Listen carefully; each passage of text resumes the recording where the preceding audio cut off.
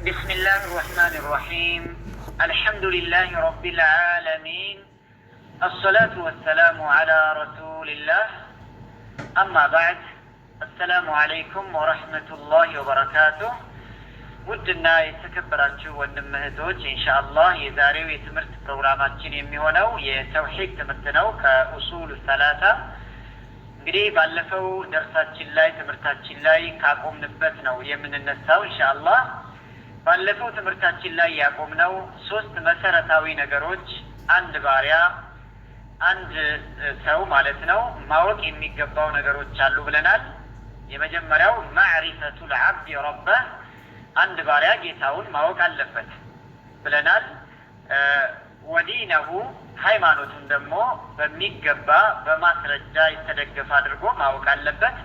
ወነቢየሁ ሙሐመድን ሰለላሁ ዐለይሂ ወሰለም፣ መልእክተኛውንም ነቢዩ ሙሐመድን ዐለይሂ ሰላቱ ወሰላም ከነ ባህሪያቸው ሁሉንም ጠንቅቆ ማወቅና ያመጡት ነገርን መከተል አለበት ብለናል።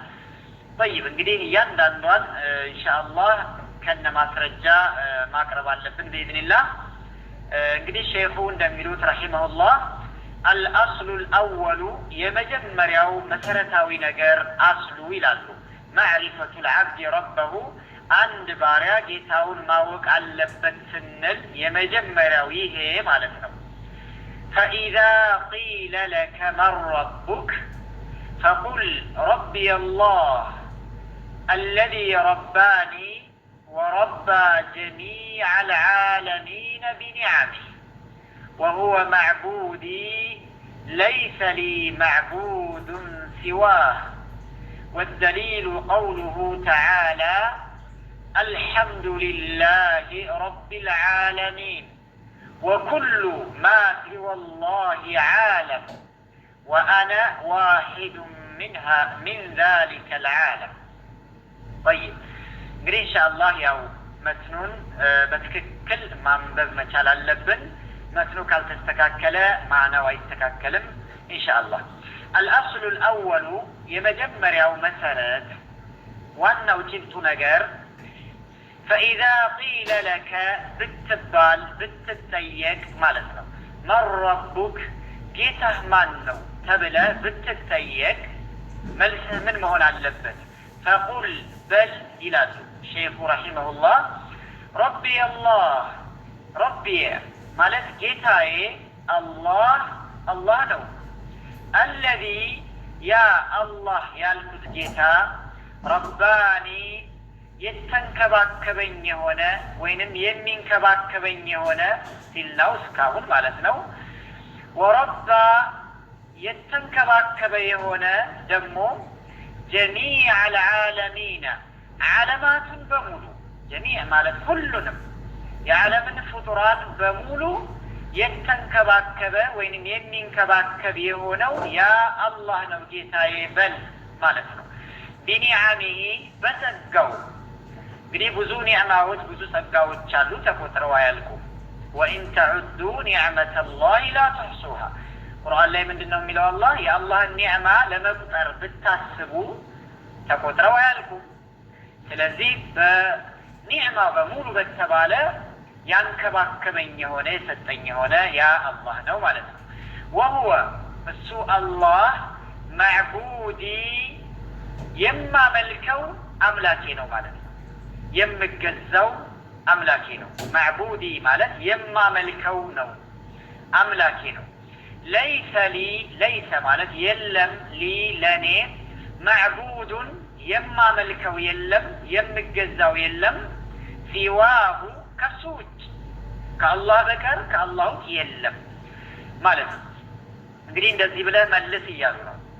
ወደሊሉ ማስረጃው ቀውሉሁ ተዓላ ከፍ ያለው ጌታችን ንግግር ነው። አልሐምዱ ሊላሂ አልሐምዱ ምስጋና የተባለ በሙሉ ይቺ እንግዲህ ኢስቲግራቅያ ናት። የምስጋናን አይነት በሙሉ ታካታለች። አልሐምዱ ምስጋና ውዳሴ ሊላሂ ለአላህ ብቻ የተገባ ነው። ኢስቲሕቃቅ ትሆናለች፣ ማረጋገጫም ናት። ሊላሂ ችላሟ ማለት ለአላህ የተገባ ነው፣ ለአላህ ነው። ረቢል ዓለሚን የዓለማቱ ጌታ የሆነ የአላህ ዓለማቱን በሙሉ የፈጠረ ለሆነ ጌታ ምስጋና ለሱ ብቻ የተገባ ነው ማለት ነው። ወኩሉ ማሲ ወላህ ማለት ከአላህ ውጭ ያለ ሁሉም ነገር ወኩል ማለት ሁሉም ከአላህ ውጭ ያለ በሙሉ ዓለሙን ፍጡር ነው፣ ዓለም ነው፣ የተፈጠረ ነገር ነው። ወአነ እኔ እንግዲህ እዚህ ላይ ያው አንዳንድ ያተረጓጉም ነገር አለ። እሱ ምንድነው? ፈቁል አለው ላይ ነው የምንመለሰው። ሼኹ ረሒመሁላህ ምን ብለዋል? ፈቁል በል እንዳሉት ወአነ እኔ በል ማለታቸው ነው። ዋሂዱን አንድ ነኝ ሚን ዛሊከ ልዓለም ከዚህ አሁን ከጠቀስነው ዓለም ፍጡር አንዱ እኔ ነኝ በል ማለታቸው ነው። ወይም ደግሞ በሌላ ያው አንዳንድ እንደሚተረጉሙት ሼኹ ራሳቸው ወአነ ዋሂዱን እኔ አንዱ ነኝ ሚን ዛሊከ ልዓለም ከዛ ከዓለማቱ አንዱ አካል ነኝ እኔም ይላሉ ይባላል። ላኪን ትክክለኛው ፈቁል አለው ላይ መመለሱ ነው። በል እኔም አንዱ ነኝ ከዚህ ከፍጡራኑ በል እያሉ ነው ሼኹ ረሒመሁላህ። ፈኢዛ ቂለ ለከ አሁንስ ብትባል ደግመህ ብትጠየቅ ቢመ በምን ማለት ነው። ዓረፍተ አወክ ረበከ ጌታህን በምን አወቅከው? አሁን የተከፍከውን ነገር አላህን በምን አውቀህ ነው እንደዚህ ያልከው ብትባል ፈቁል በል ቢአያቲሂ በተአምራቶቹ ነው ያወቅኩት በል። ወመክሉቃቲሂ በፍጡራኖቹ ነው በፈጠራቸው ፍጡራኖችና በምናያቸው ተአምራቶች ነው። እንግዲህ እዚህ ላይ አያትና መክሉቃት ይለያያሉ እንዴ ልንል እንችላለን። እስኪ በምሳሌው ላይ ልዩነት ካላቸው ልብ ብላችሁ ተከታተሉ። ወሚን አያቲሂ ከተአምራቶቹ መጀመሪያ ተአምር ካልናቸው አለይሉ ለይል ነው፣ አንዱ ሌሊት ነው። ወነሃር ቀን ነው። የሌሊትና የቀን መፈራረቅ ምልክት ነው፣ ተአምር ነው ለአላህ። ወሸምሱ ወልቀመር ፀሐይና ሸምስ ማለት ፀሐይ፣ ወልቀመር ጨረቃ እንግዲህ የፀሐይና የጨረቃ የሌሊትና የቀን መለያየት መፈራረቅ የአላህ ተአምራቶች ናቸው፣ ምልክቶቹ ናቸው። ጠይብ ወሚን መክሉቃቲሂ ከፍጡራኑ ደግሞ በፍጡራኑ በመክሉቃቱ አውቀዋለሁ በል ያልከ የተባለው ምን ይመስል? አሰማዋቱ ሰብዑ ሰባት ሰማያቶች ናቸው እንደምታዩቸው ቢገይሪ ዐመድን ተረውነሃ ይላል አላህ ስብሓነሁ ወተዓላ።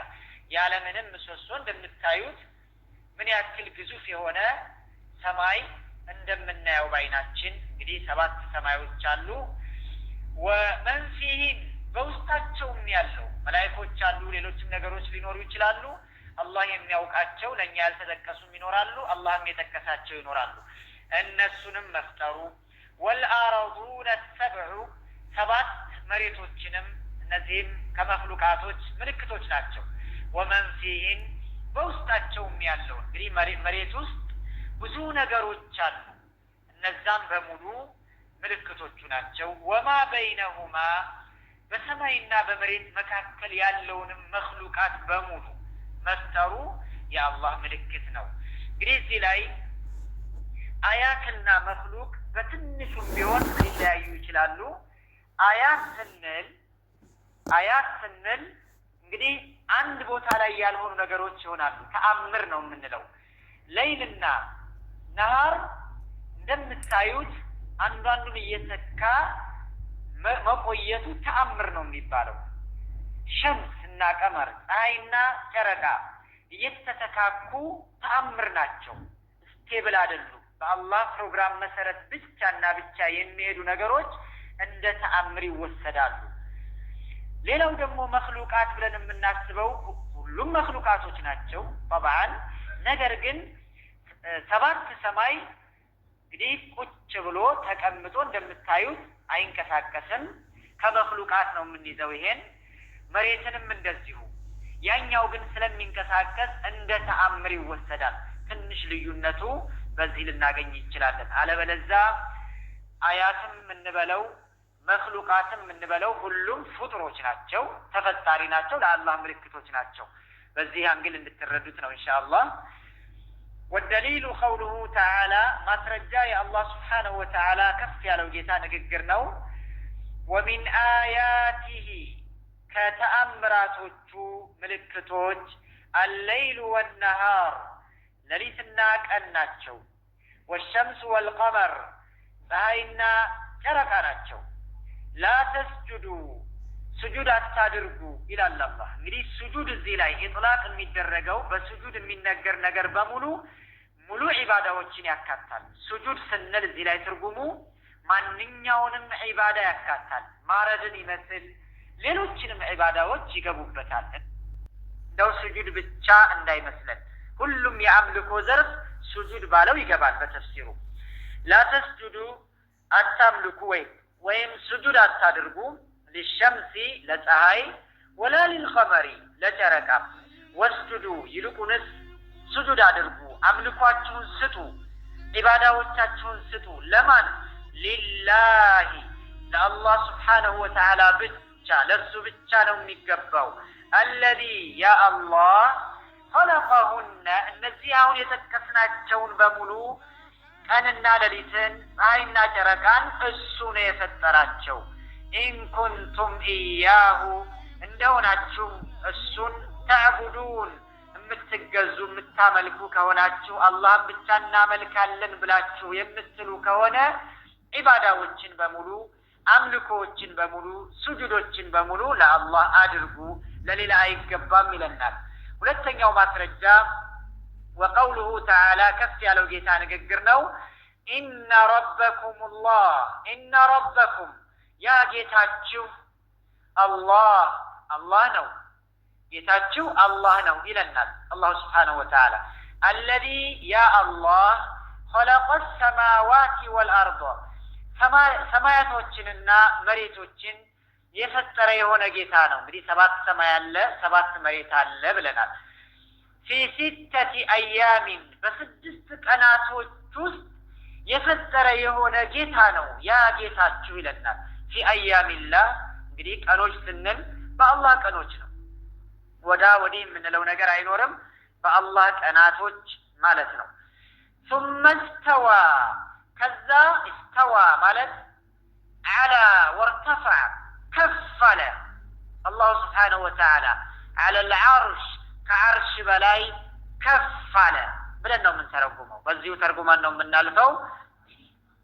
استواء يليق بجلاله እንግዲህ استواء ስንል በሱ በሚያምርበት መልኩ ليس كمثله شيء وهو السميع البصير እሱን የሚመስል ከፍጡራን ማንም አካል የለም። አላህን በማንኛውም አካል ማመሳሰል አንችልም። ولم يكن له كفوا احد ለሱ አቻም ቢጤ የለውም። ማንም እሱን ተሽቢህ የሚያደርግ የሚመስል የለም። ደግሞ ሲፋቶችንም ተዕጢል አናደርግም፣ ሲፋቶችን እናሰብታለን ማለት ነው።